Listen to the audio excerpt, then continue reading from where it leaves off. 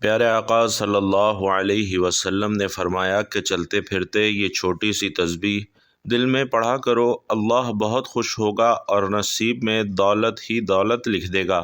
شروع اللہ تبارک و تعالیٰ کے نام سے جو بڑا مہربان نہایت رحم کرنے والا ہے۔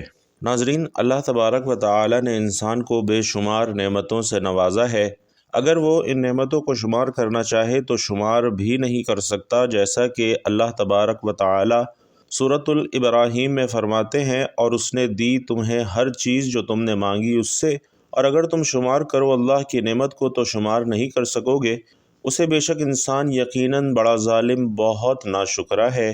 ان آیات مبارکہ سے یہ بات معلوم ہوتی ہے کہ جب انسان اللہ تبارک و تعالیٰ سے کوئی چیز طلب کرتا ہے تو اسے اللہ تبارک و تعالیٰ جہاں وہ چیز عطا فرماتے ہیں، وہیں پر انسان کو بغیر مانگے بھی اللہ تبارک و تعالیٰ نے بے شمار نعمتیں عطا فرمائی ہیں، لیکن ان نعمتوں کے حصول کے باوجود انسانوں کی بڑی تعداد ظلم اور ناشکری کے راستے پر ہی چلتی رہتی ہے۔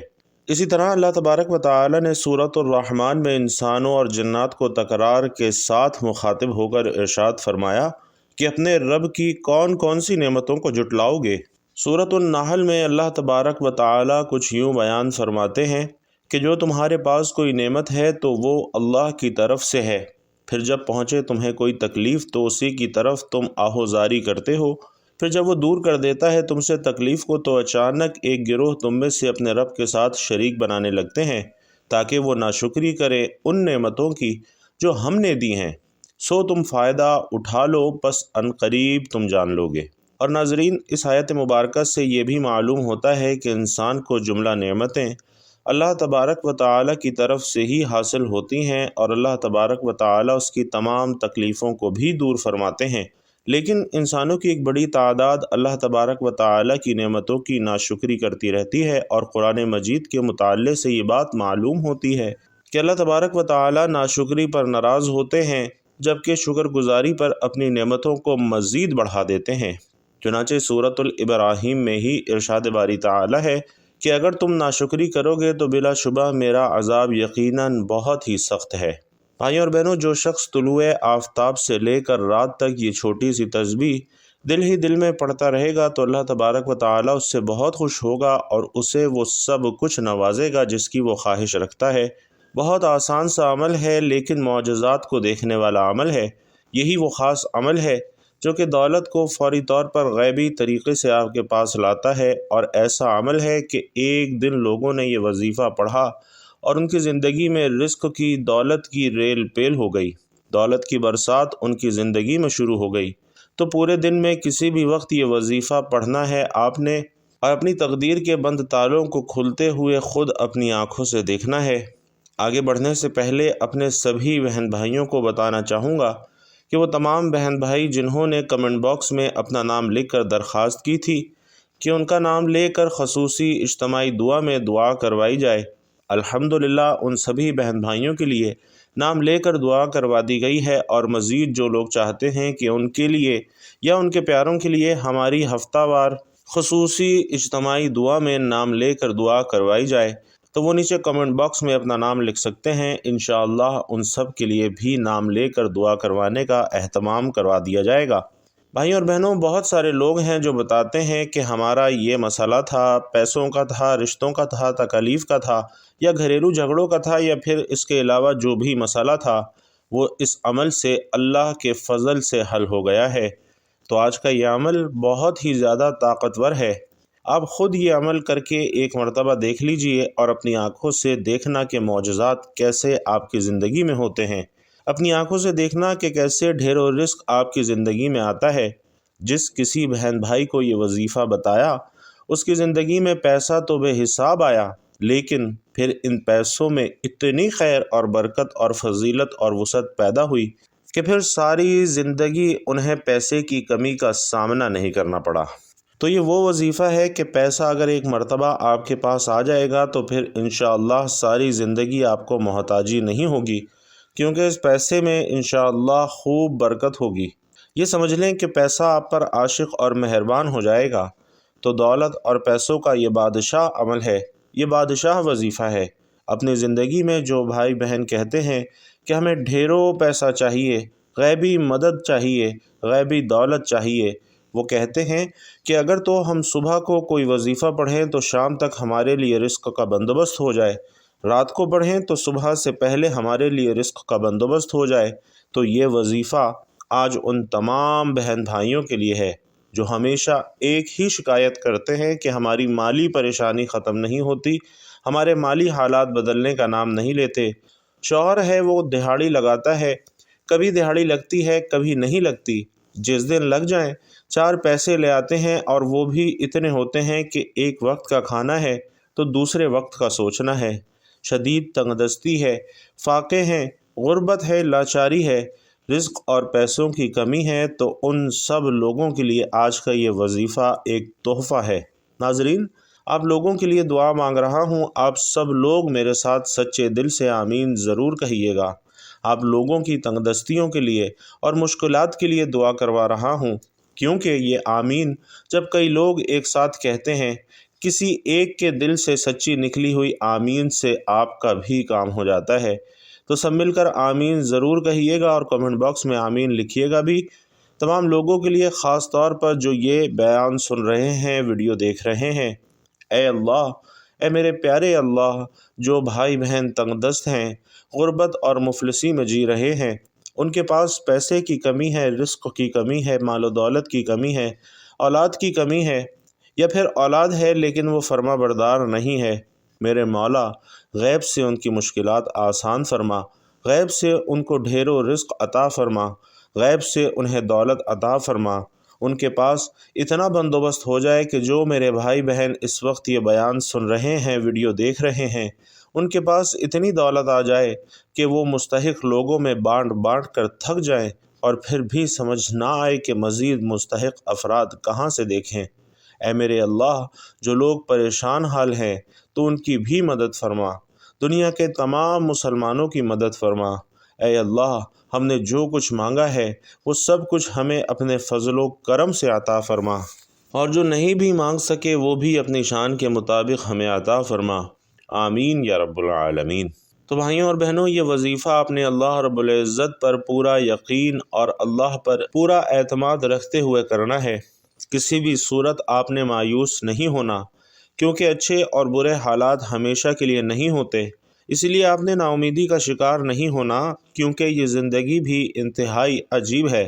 کبھی کبھی یہ اتنی خوبصورت لگتی ہے کہ دل چاہتا ہے کہ ہمارا ناطہ ہمیشہ کے لیے زندگی سے جڑا رہے اور کبھی بھی یہ ناطہ نہ ٹوٹے۔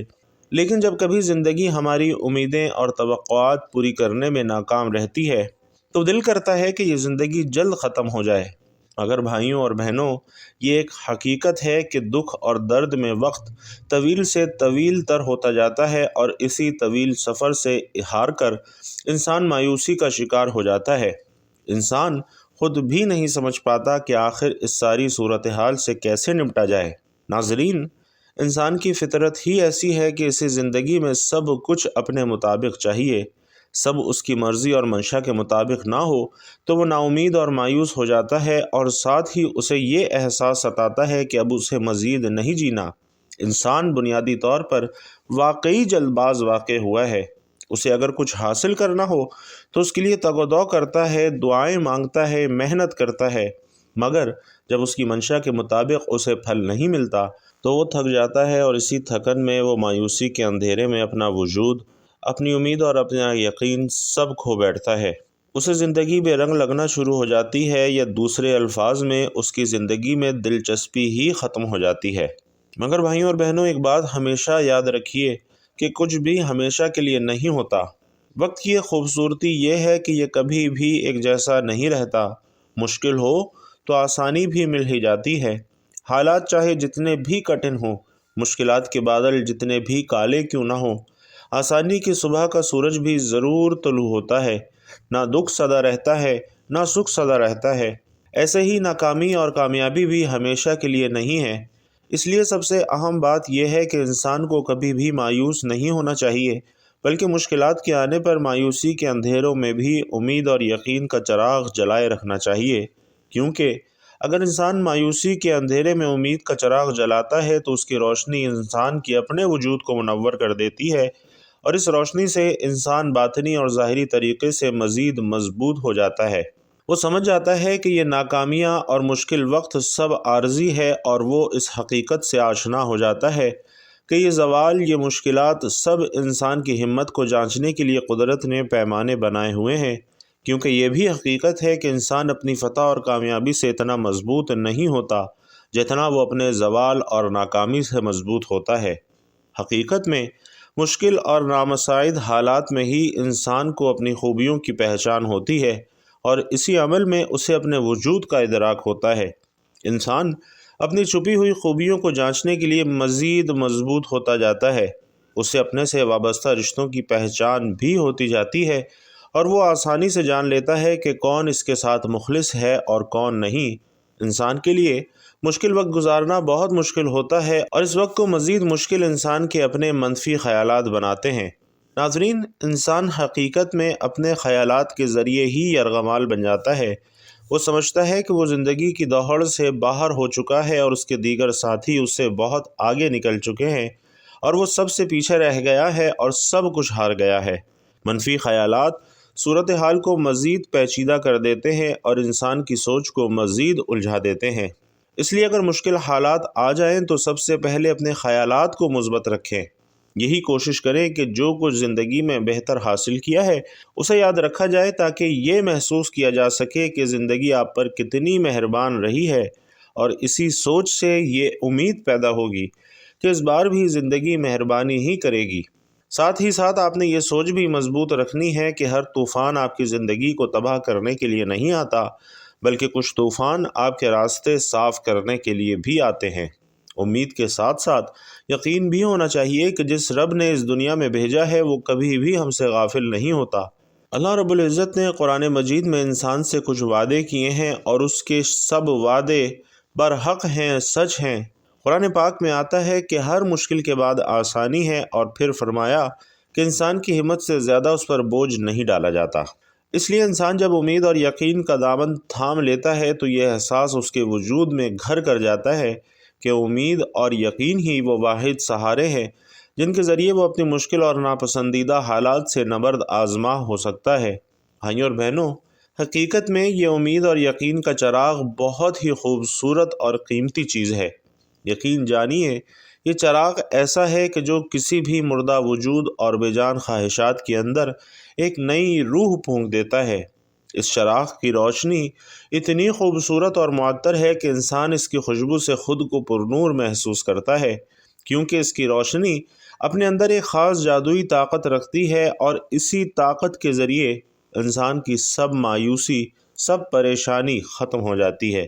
اس لیے بھائیوں اور بہنوں، مشکل حالات کو اپنے رویے اور اپنی سوچ سے مزید مشکل نہ بنائیں، بلکہ امید اور یقین کو تھام کر رکھیں گے تو ہر مشکل سفر بآسانی کر سکیں گے، کیونکہ قرآن مجید میں ارشاد ہوتا ہے کہ تم فرماؤ، اے میرے وہ بندو جنہوں نے اپنی جانوں پر زیادتی کی، اللہ کی رحمت سے نا امید نہ ہو، بے شک اللہ سب گناہ بخش دیتا ہے، بے شک وہی بخشنے والا مہربان ہے۔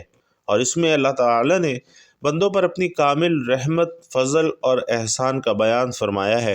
ناظرین، اس آیت کے شان نزول کے بارے میں متعدد روایات ہیں، جن میں سے ایک یہ ہے، حضرت عبداللہ بن عباس رضی اللہ تعالیٰ عنہ فرماتے ہیں کہ مشرکوں کے کچھ آدمیوں نے بارہا قتل اور زنا کا ارتکاب کیا تھا، اور یہ لوگ نبی کریم صلی اللہ علیہ وسلم کی بارگاہ میں حاضر ہوئے اور کہنے لگے کہ جو کچھ آپ فرماتے ہیں وہ باتیں تو بہت اچھی ہیں، لیکن ہمیں یہ تو معلوم ہو جائے کہ کیا ہمارے اتنے سارے گناہوں کا کفارہ ہو سکتا ہے۔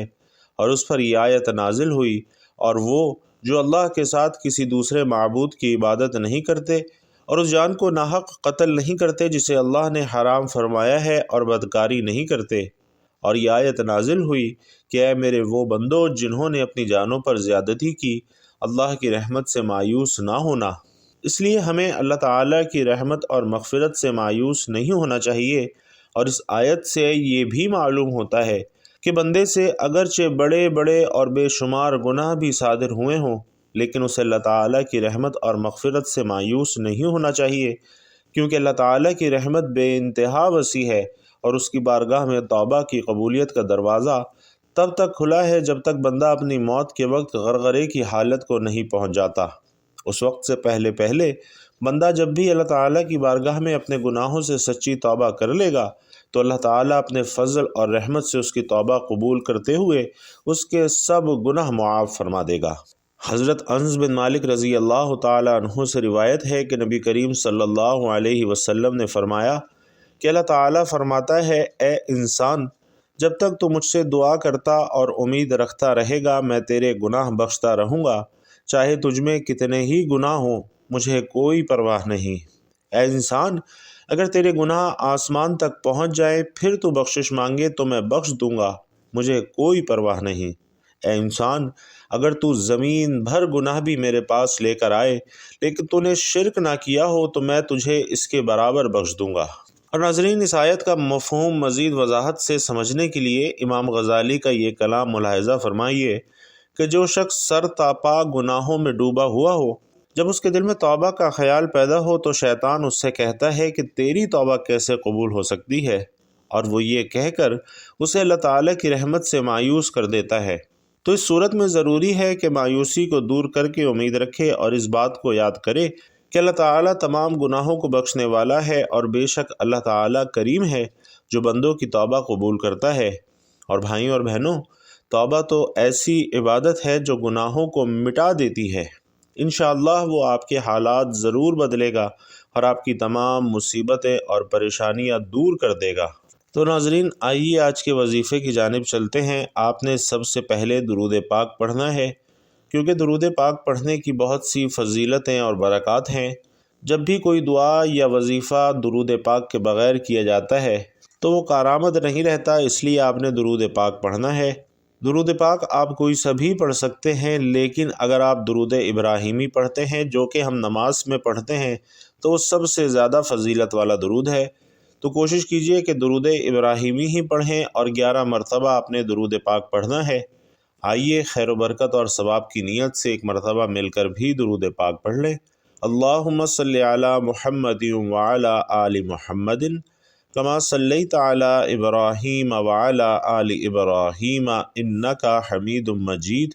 اللہم بارک علی محمد وعلی آل محمد کما بارکت علی ابراہیم وعلی آل ابراہیم انک حمید مجید۔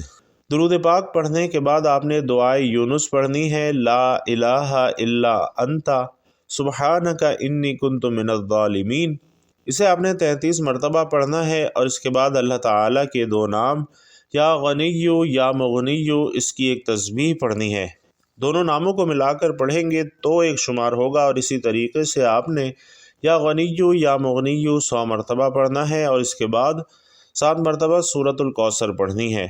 بسم اللہ الرحمن الرحیم، انا اعطیناک الکوثر فصل لربک وانحر ان شانئک ھو الابتر۔ اور آخر میں پھر 11 مرتبہ درود پاک پڑھنا ہے، اور آخر میں آپ نے دعا مانگنی ہے۔ بھائی اور بہنوں، کوشش کیا کریں کہ چلتے پھرتے جب بھی آپ کو وقت ملے سورۃ الکوثر کا ورد کرتے رہا کریں۔ یہ عمل آپ نے کرنا ہے اور دیکھنا ہے کہ کیسے اللہ تعالیٰ آپ کے نصیبوں کو کھول دیتا ہے، آپ کے رزق کے بند دروازوں کو کھول دیتا ہے، اور اللہ تعالیٰ آپ کو وہاں سے رزق عطا فرماتا ہے جہاں سے آپ نے تصور بھی نہیں کیا ہوتا۔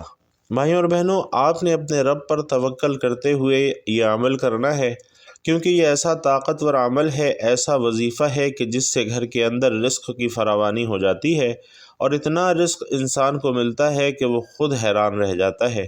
اللہ رب العزت سے دعا ہے کہ ہم سب کو نیکی کی بات سننے، سمجھنے اور اس پر عمل کرنے کی طاقت اور توفیق مرحمت فرمائے۔ میرا سنانا اور آپ کا سننا اپنی بارگاہ میں قبول و منظور فرمائے، آمین یا رب العالمین۔ بھائیوں اور بہنوں، آپ میں سے جو چاہتا ہے کہ اس کے رزق میں وسعت، برکت اور کشادگی ہو جائے تو وہ کمنٹ باکس میں اللہ تعالیٰ کا انتہائی طاقتور صفاتی نام یا رحمانو ضرور لکھتا جائے۔ اللہ تبارک و تعالیٰ آپ سب کا حامی و ناصر ہو، آمین یا رب العالمین۔